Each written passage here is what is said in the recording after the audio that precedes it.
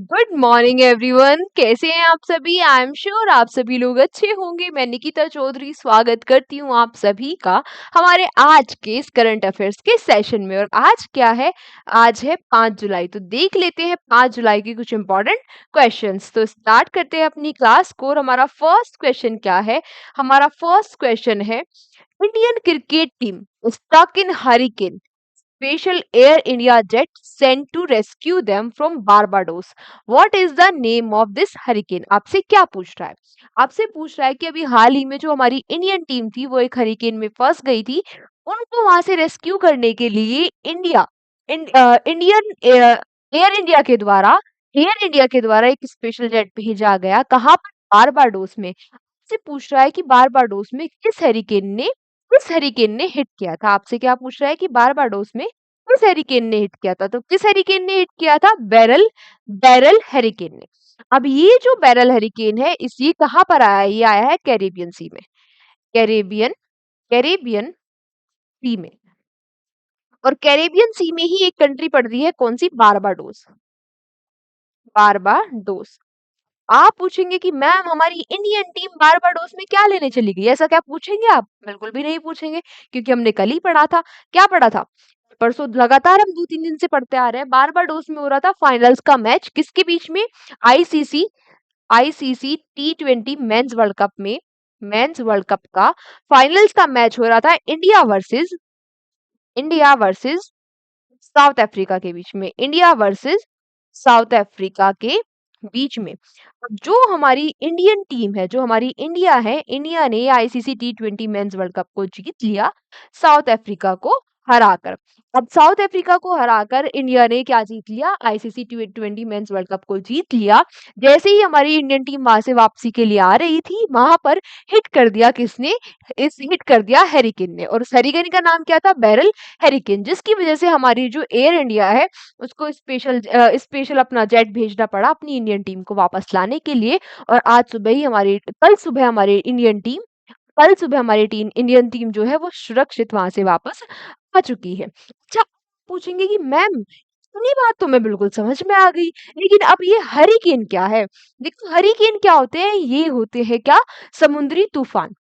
क्या होते हैं ये? समुद्री तूफान होते हैं, इनमें भारी रेनफॉल होती है। वो क्या होते हैं? वो एक अलग चीज है। वो एक अलग से हम टॉपिक पढ़ेंगे।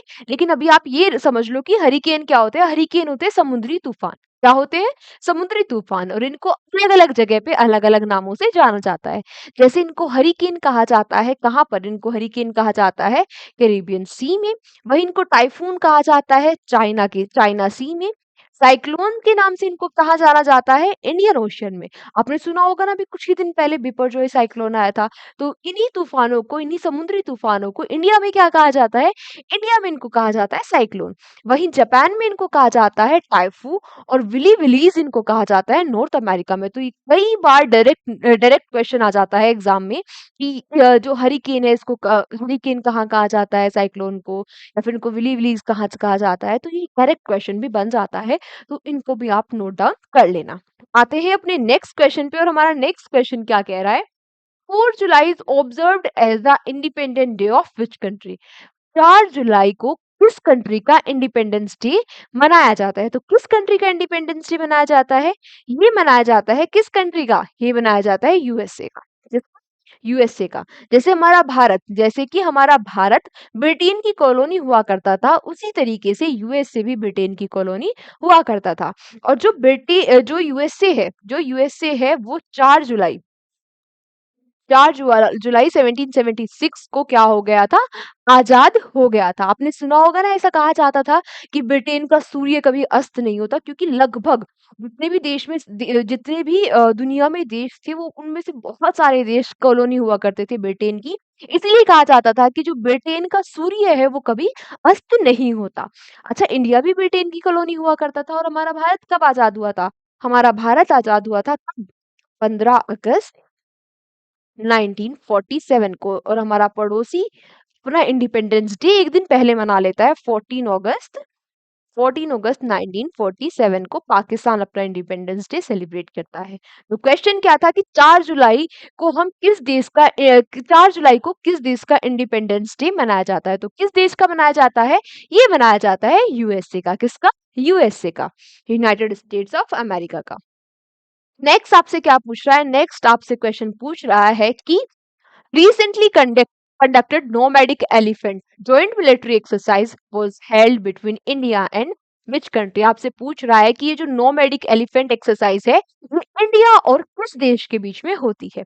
तो ये एक्सरसाइज किसके बीच में होती है? ये होती है इंडिया और मंगोलिया के बीच में। किसके बीच में? इंडिया और मंगोलिया के बीच में। इस बार इस एक्सरसाइज का 16th एडिशन है। इस बार इस एक्सरसाइज का 16th एडिशन है और ये 3 से 16 जुलाई तक, ये 3 जुलाई से 16 जुलाई तक चलने वाला है। कहाँ पर हो रही है?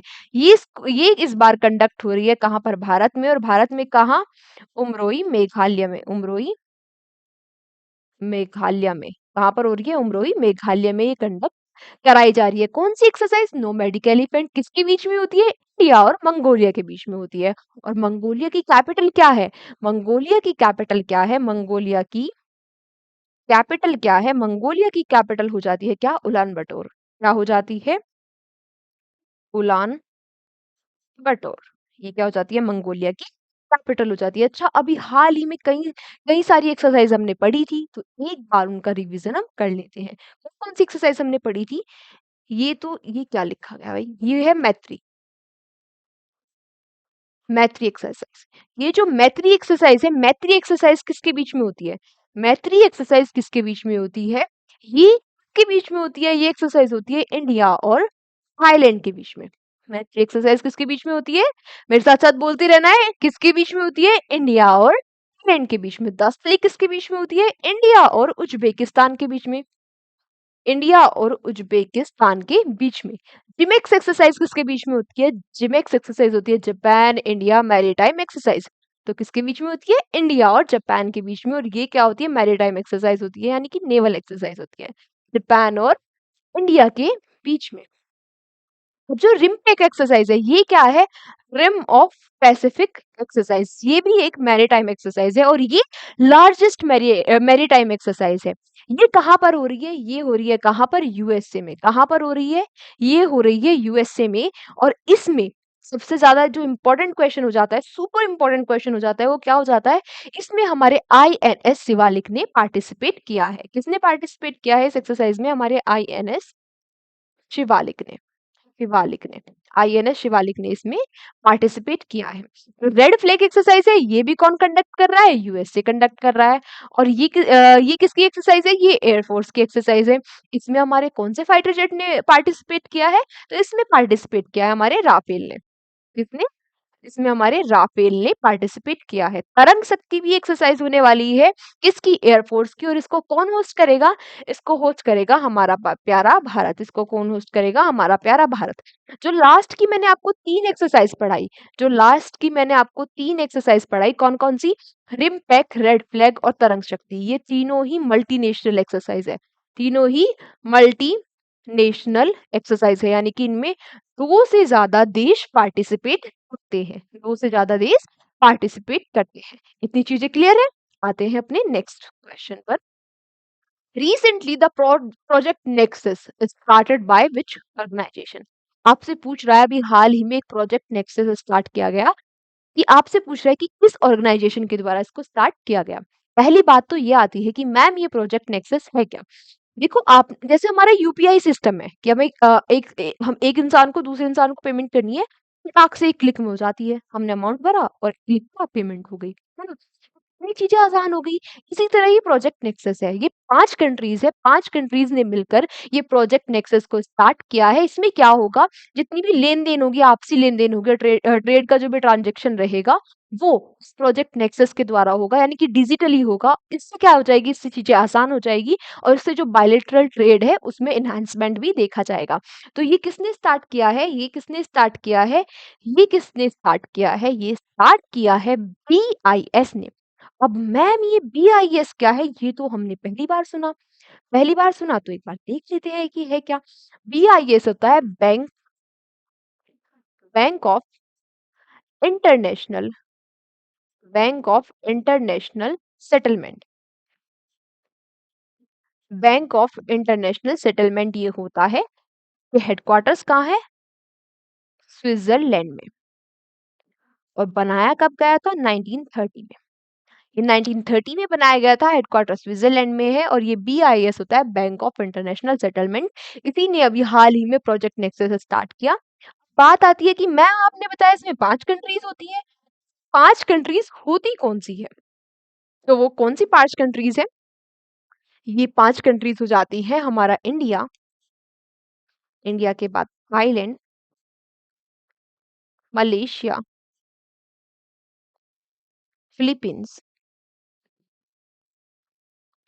फिलीपींस, फिलीपींस और क्या हो जाता है? Singapore, Singapore. ये 5 कंट्रीज हो जाती है। कौन-कौन सी 5 कंट्रीज हो जाती है? ये 5 कंट्रीज हो जाती है इंडिया, थाईलैंड, मलेशिया, फिलीपींस और सिंगापुर। इन 5 कंट्रीज ने मिलकर अभी हाल ही में प्रोजेक्ट नेक्सस को स्टार्ट किया है। स्टार्ट तो किया है BIS ने। इसमें कौन सी 5 कंट्रीज है? ये 5 कंट्रीज इसमें है। नेक्स्ट क्वेश्चन आपसे क्या पूछ रहा है? नेक्स्ट पूछ रहा है आपसे recently air India air India will establish south Asia's first largest, south Asia का लार्जेस्ट फ्लाइंग ट्रेनिंग ऑर्गेनाइजेशन। आपसे पूछ रहा है अभी हाल ही में एयर इंडिया ने साउथ एशिया का सबसे बड़ा फ्लाइंग ट्रेनिंग ऑर्गेनाइजेशन को कहाँ पर स्टार्ट किया? तो कहाँ पर किया है? ये क्या है? अमरावती में। ये कहाँ पर क्या है? अमरावती में। और अमरावती कहाँ पर है? ये क्या है? कहाँ पर? अमरावती में। और अमरावती कहाँ है? महाराष्ट्र में। महाराष्ट्र में। महाराष्ट्र में क्या हो जाता है? अमरावती। यहाँ पर ये जो फ्लाइंग ट्रेनिंग ऑर्गेनाइजेशन है, इसको स्टार्ट किया गया है। इसका क्या फायदा होगा? जो जो पायलट्स की ट्रेनिंग होगी, उसमें उसमें क्या होगी? इनहेंसमेंट होगी। उसमें क्या होगी? बेहतरी होगी। इस ट्रेनिंग ऑर्गेनाइजेशन के द्वारा, किसके द्वारा स्टार्ट किया गया है? ये स्टार्ट किया गया है किसके द्वारा? हमारे एयर इंडिया के द्वारा। एयर इंडिया के द्वारा। अब ये एयर इंडिया के हेडक्वार्टर्स कहाँ है? तो इस एयर इंडिया के हेडक्वार्टर्स कहाँ है? इसके हेडक्वार्टर्स कहाँ हो जाते हैं? गुरुग्राम में। कहाँ हो जाते हैं? गुरुग्राम में। और इसके चेयरमैन कौन हो जाते हैं? इसके चेयरमैन हो जाते हैं N N Chandrashekhar ji. N Chandrashekhar ji इसके क्या हो जाते हैं? चेयरमैन हो जाते हैं। और इसी ने अभी स्टार्ट किया है साउथ एशिया का largest flying training organization, Amravati Maharashtra में। इतनी चीजें क्लियर है? आते हैं अपने नेक्स्ट क्वेश्चन पर। नेक्स्ट क्वेश्चन आपसे क्या कह रहा है? Recently who has been appointed as the brand ambassador of Puma India. अभी हाल ही में पूमा इंडिया के ब्रांड एम्बेसडर कौन बन गए हैं? तो पूमा इंडिया के ब्रांड एम्बेसडर बन गए हैं ये दोनों। और ये दोनों कौन है? कुछ पहचान में आ रहा है? अच्छा, लड़कों को तो आ गया होगा, लड़के तो अच्छे से जानते होंगे इन चेहरों को। तो ये कौन है? ये है क्रिकेटर्स। ये दोनों कौन है? क्रिकेटर्स है। और ये दो लोग है कौन कौन? ये दो लोग है नितिन कुमार रेड्डी और रियान पराग। नितिन कुमार रेड्डी और रियान पराग ये दो क्रिकेटर है जिनको अभी हाल ही में पूमा इंडिया का ब्रांड एम्बेसडर अपॉइंट किया गया है। अच्छा, पूमा इंडिया का ब्रांड एम्बेसडर अपॉइंट किया गया है। जो ये रियान पराग आते हैं ये कहाँ से है? ये है असम से। और नीतीश कुमार रेड्डी जी कहाँ के है? ये है आंध्र आंध्र प्रदेश के। कहाँ से है ये? आंध्र प्रदेश से। आपके लिए आज क्वेश्चन फॉर यू होने वाला है। आपके लिए आज क्वेश्चन फॉर यू, जिसका आंसर आप कहाँ करेंगे? कमेंट बॉक्स में। Question for you. आज आपके लिए क्वेश्चन फॉर यू क्या होने वाला है? आप लोग मुझे बताओगे कि आंध्र प्रदेश के अभी हाल ही में सीएम कौन बने हैं? आंध्र प्रदेश के अभी हाल ही में सीएम कौन बने हैं? ये आप लोग मुझे आज कमेंट बॉक्स में बताओगे। और कई सारे ब्रांड एम्बेसडर आपको यहाँ याद आ गए होंगे। याद आए या नहीं आए हैं? आने तो चाहिए। एक आधे को हम फिर भी हम रिवाइज कर लेते हैं। अच्छा, अभी हाल ही में टैक्स बड़ी के ब्रांड एम्बेसडर कौन बन गए थे? राजकुमार राव। आदित्य रॉय कपूर किसके बन गए थे? आदित्य रॉय कपूर किसके ब्रांड एम्बेसडर है? ये है बिस्लेरी लेमनोटा के। अच्छा, लेमनोटा के। और करीना कपूर किसकी है? करीना कपूर किसकी ब्रांड एम्बेसडर है? करीना कपूर ब्रांड एम्बेसडर है यूनिसेफ इंडिया की। यूनिसेफ इंडिया की ब्रांड एम्बेसडर कौन है? करीना कपूर हो जाती है। ठीक है, इतनी चीजें क्लियर है आप सभी को? आते हैं अपने नेक्स्ट क्वेश्चन पर, और नेक्स्ट क्वेश्चन क्या कह रहा है? Recently in Andhra Pradesh, the world's largest nest of which species has been discovered? अभी हाल ही में आंध्र प्रदेश में किस स्पीसीज का वर्ल्ड में सबसे बड़ा घोंसला खोजा गया, सबसे पुराना घोंसला खोजा गया, सबसे ओल्डेस्ट, सबसे पुराना घोंसला खोजा गया? तो ये जो नेस्ट है ये लगभग 41,000 साल पुराना है। 41,000 साल पुराना है, और ये नेस्ट है किस स्पीसीज का? तो ये है ऑस्ट्रिच का। अभी हाल ही में ऑस्ट्रिच का 41,000 साल पुराना नेस्ट खोजा गया आंध्र प्रदेश में। इसके खोजने का मैम फायदा क्या हुआ? इससे कई सारे फायदे होंगे, इससे रिसर्च में कई सारे फायदे होंगे, और पता लग जाएगा, मतलब रिसर्चर्स को काफी हेल्प मिलेगी, उन्हें वो ये पता लगा पाएंगे कि कुछ रीजंस का पता लगा पाएंगे कि कैसे जो ये कुछ स्पीसीज है कैसे वो एक्सटिंक्ट हो गई, कैसे ये ऑस्ट्रिच की कुछ स्पीसीज जो है एक्सटिंक्ट हो गई, जिनका ये नेस्ट है ये कहाँ चली गई, इसकी हेल्प से ये इसका पता लगा पाएंगे। ठीक है, और कहाँ पे ये खोजा गया? तो ये कहाँ पर खोजा गया? आंध्र प्रदेश में। ठीक है, नेक्स्ट आपसे क्या पूछ रहा है? Recently Nirmal port Nirman portal has been launch by union minister G Kishan Reddy. अभी हाल ही में जी किशन रेड्डी के द्वारा निर्माण पोर्टल को लॉन्च किया गया। आपसे पूछ रहा है किसके लिए इस पोर्टल को लॉन्च किया गया? तो इस पोर्टल को लॉन्च किया गया किसके लिए? इस पोर्टल को लॉन्च किया गया यूपीएससी एस्पिरेंट्स के लिए। अरे, किसके लिए लॉन्च किया गया इस पोर्टल को? इस पोर्टल को लॉन्च किया गया यूपीएससी एस्पिरेंट्स के लिए, यूपीएससी एस्पिरेंट्स के लिए। ठीक है, अब यूपीएससी एस्पिरेंट्स के लिए क्या मैम सभी के लिए लॉन्च किया गया? क्या मैं भी यूपीएससी एस्पिरेंट हूँ मैम? क्या मेरे लिए भी ये पोर्टल है? देखो, ये उन एस्पिरेंट्स के लिए लॉन्च किया गया जिनका प्रीलिम्स क्लियर हो गया, जिनका जिनका प्रीलिम्स हो गया है क्लियर, जिन्होंने प्रीलिम्स को कर लिया है पास, उनमें भी इन लोगों के लिए जो या तो एससी से बिलोंग करते हैं, या तो एसटी से बिलोंग करते हैं, या तो फीमेल है, या तो थर्ड जेंडर है, या तो फीमेल है तो थर्ड जेंडर है। पहली तो कंडीशन क्या है कि जिनका प्रीलिम्स क्लियर हो गया। दूसरी कंडीशन क्या है? अगर वो बिलोंग करते हैं एससी, एसटी, फीमेल या थर्ड जेंडर कैटेगरी से। तीसरी कंडीशन क्या है? अगर उनकी जो एनुअल इनकम है, उनकी फैमिली एनुअल इनकम है, वो 8 लाख से कम है। फैमिली एनुअल इनकम, जो एनुअल इनकम है, फैमिली एनुअल इनकम अगर 8 लाख से कम है और उनका प्रीलिम्स क्लियर हो गया है, तो अगर वो रजिस्टर करते हैं इस निर्माण पोर्टल पर, उन्हें क्या मिलेगा? 1 लाख रुपए। कितने रुपए मिलेंगे? 1 लाख रुपए मिलेंगे उनके मेंस और इंटरव्यू की प्रिपरेशन के लिए। मेंस और इंटरव्यू की प्रिपरेशन के लिए उनको दिए जाएंगे 1 लाख रुपए। तो ये जो निर्माण पोर्टल है ये किसके लिए लॉन्च किया गया? ये लॉन्च किया गया किसके लिए? यूपीएससी एस्पिरेंट्स के लिए। एक अच्छा कदम। नेक्स्ट आपसे क्या पूछ रहा है? नेक्स्ट आपसे पूछ रहा है Dick Schoof sworn as the prime minister of which country. तो ये जो डिक स्कॉफ है, इन्होंने अभी हाल ही में शपथ ले ली है किस कंट्री के प्रधानमंत्री के रूप में? तो ये प्रधानमंत्री बन गए हैं किसके? नीदरलैंड के। किसके प्रधानमंत्री बन गए हैं? ये नीदरलैंड के। अगर हम बात करें नीदरलैंड के बारे में, तो नीदरलैंड एक यूरोपियन कॉन्टिनेंट, ये यूरोपियन कॉन्टिनेंट से बिलोंग करती है, यानी कि यूरोपियन कंट्री है। इसकी कैपिटल क्या है? इसकी कैपिटल है अमस्टरडम, और इसकी करेंसी क्या है? यूरो। करेंसी क्या हो जाती है इसकी? यूरो। आज के लिए आपके लिए लास्ट क्वेश्चन, और लास्ट क्वेश्चन आज का क्या है? Recently who has been appointed as a deputy national security adviser of India. अभी हाल ही में इसको deputy national security adviser appoint किया गया है। आप लोग जरा मुझे ये बता दो कि नेशनल जो हमारे नेशनल सिक्योरिटी एडवाइजर है वो कौन है? डिप्टी नेशनल सिक्योरिटी एडवाइजर कौन है वो तो मैं बता दूंगी, ये आप लोग मुझे बता दो कि नेशनल सिक्योरिटी एडवाइजर हमारे एनएस से कौन है? कौन है? पढ़ा था ना, अभी कुछ ही दिन पहले पढ़ा था। उनको दोबारा से नेशनल सिक्योरिटी एडवाइजर अपॉइंट कर दिया गया है। वो कौन है? कौन है? अजीत डोभाल जी। और अभी डिप्टी नेशनल सिक्योरिटी एडवाइजर कौन बन गए हैं? तो डिप्टी नेशनल सिक्योरिटी एडवाइजर बन गए हैं टीवी रविचंद्रन जी। कौन बन गए हैं? टीवी रविचंद्रन जी। अब आज की क्लास यहीं तक थी। Thank you so much everyone हमारे साथ सेशन में एंड तक बने रहने के लिए। और लास्ट में मैं आज आप सभी लोगों को बस यही कहूंगी कि आप अभी सारे एग्जाम्स आने ही वाले हैं। कुछ एग्ज़ाम्स चल रहे हैं और कुछ एग्ज़ाम्स आने ही वाले हैं। तो अपनी टारगेटेड एग्ज़ाम के लिए शिद्दत से मेहनत करते रहो। जो आपने सपना देखा है, उस सपने को पूरा करना है। किसी भी हालत में उस सपने को पूरा करना है, बस थोड़ा पास हो आप मंजिल के। तो यहाँ पर आकर गिव अप नहीं करना है। अगर आपने अभी स्टार्ट किया है, आप कहोगे नहीं मैम हमने तो अभी स्टार्ट किया है तो और ज़्यादा मेहनत करनी है। ठीक है ना? बस शिद्दत के साथ अपना लगे रहो, मेहनत करते रहो, आपकी मेहनत का फल आपको ज़रूर मिलेगा। और क्या करना है आपको? करंट अफ़ेयर्स की आपको टेंशन नहीं लेनी है, स्टैटिक की आपको टेंशन नहीं लेनी है।